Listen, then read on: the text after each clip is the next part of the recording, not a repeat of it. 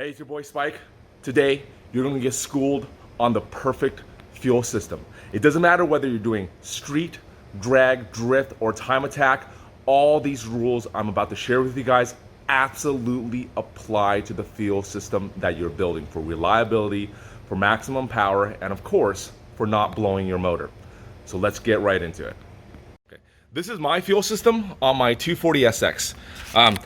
Don't worry about all the lines. They'll all make sense by the time we're done with this video. So for my fuel system, there's a couple of very vital components. First one is going to be the fuel tank. Second one is going to be the fuel pump.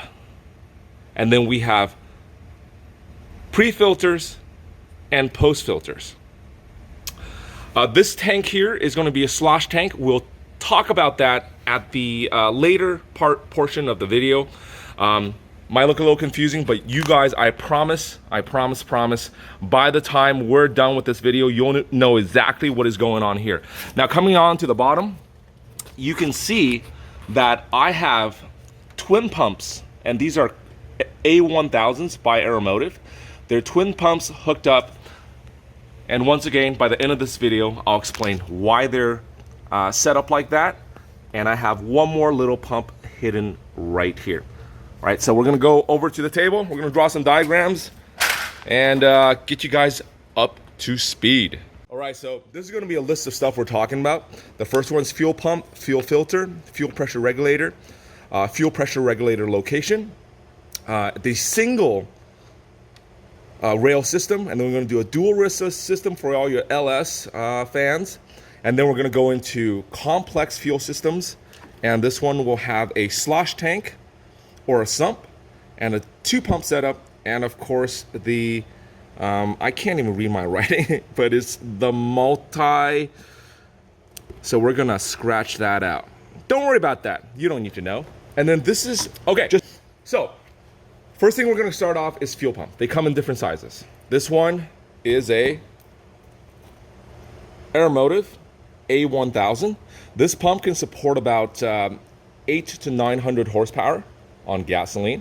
This is your regular Walbro 255, and this is a outside of the tank fuel pump.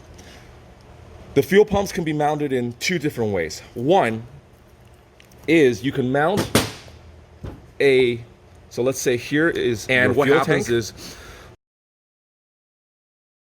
the fuel pump inside the tank where you have the fuel up top. This fuel tank, or this fuel pump inside, it will have a nipple, and then it'll shoot the fuel up to a AN fitting, and then of course you can fit your fuel lines onto the AN fitting cap. I know I'm the modern day Picasso, but deal with the high quality, high resolution photos. The second solution would be having a fuel pump sitting outside of the tank. Okay? So this is the in, and then this is the out. And you have your, usually what they have is they'll have a nipple up top, and then they'll have a pickup tube coming to one corner, or you can have two nipples up top and have the pickup tube coming to both corners. Depending on which one you want to use. If you're doing circle track, you might be going one direction and you're always picking up fuel from here, or you might be doing drifting, or you can adjust these ports to which track you're doing so that you're always picking up fuel. So these two connections will come together, and then they will hook up to the inlet of the pump, and of course this gets pumped out to the engine. The advantages of the in tank is your fuel pump is sitting in the fuel all the time. So even as you go down and use up more fuel, your pump most of the time is sitting in the fuel. You don't have to worry about the fuel tank not picking up fuel or fuel starvation until you're getting to the very bottom end. And at this point, if you're taking, let's say, a left-hand turn, the fuel is going to slosh up. So you're turning left. The fuel is going to slosh up on the right, and then this portion of the tank won't get any pickup on fuel. Okay? If you're taking a right-hand turn, the fuel is going to slosh up on the right-hand side of the tank.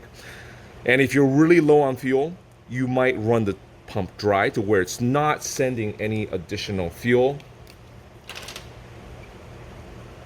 to the engine. And this is where you get in trouble. But you can avoid any low fuel issues. All you have to do is just make sure to keep your fuel above half tank and just keep it full. Every couple of runs, especially if you're doing drifting, just fill it up with some fuel so that you'll never have a situation where your pump is picking up no fuel. This is the most simple setup. You don't need anything additional. You just need a pump to drop in the tank. Or the other thing that's really easy to do is from the factory, they always have a hanger that drops in. There's gonna be a, let's say an old factory pump that doesn't pump a lot of fuel. You just take that out of the way, pull this hanger out, and then you put in a aftermarket pump, and it'll pump the fuel out to your engine. So this isn't my favorite style. This is just the easiest way to do it, depending on your application. Now, if you're really building a horsepower car, what you really need is you need a style where the fuel pump is separate. And the beauty about where the fuel pump is separate is, okay, you can have a little bit more capacity for fuel. Maybe it might make a difference, right?